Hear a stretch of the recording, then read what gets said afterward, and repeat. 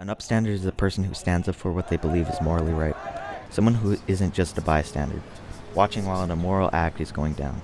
An upstander isn't a perpetrator either, someone who contributes to that immoral act.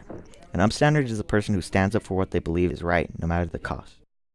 Claus von Stauffenberg was an example of an upstander during the Holocaust in Nazi Germany. What Stauffenberg is most famous for is his attempt assassination on Hitler. Before all this went down, Stauffenberg was an SS officer who fought in multiple battles in World War II, including the Battle of Tunisia, in which he lost his right hand, 2 fingers from his left, and his left eye. While Stauffenberg was a very high-ranking SS officer, he disagreed heavily with Hitler's choices, actions, and views as a leader. What's most interesting about Stauffenberg was, unlike the majority of other SS officers, he viewed the treatment of Jews cruel and appalling.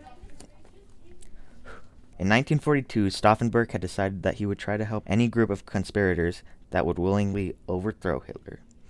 During the summer of that year, he tried to persuade senior leaders to go against Hitler. It wasn't until 1943 that he joined the civilized side of Germany resistance that shared his views. It was then when they began the planning of Hitler's assassination. Right before the attempted assassination, Stauffenberg was promoted to Chief Staff for Commander of Germany Placement Army. This position gave him access to the Wolf's Lair, which was Hitler's personal headquarters. Being this close to Hitler provided the perfect assassination opportunity.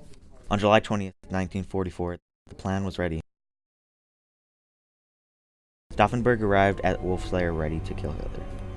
He was there on account of briefing, which was going to start at 12:30. Beforehand, Stauffenberg was arming the bombs, but was interrupted before he had time to arm the second one due to his injuries.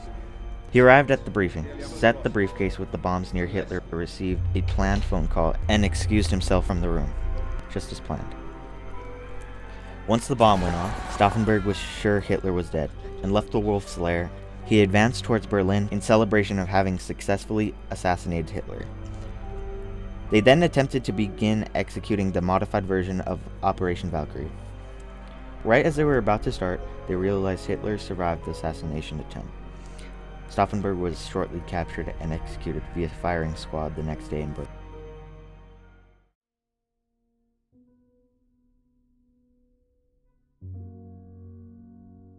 Stauffenberg did what many others didn't even consider possible.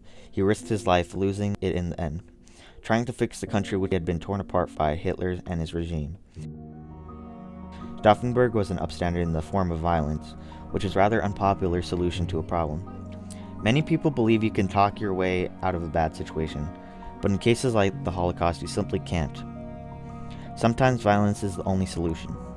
This was Stauffenberg's case.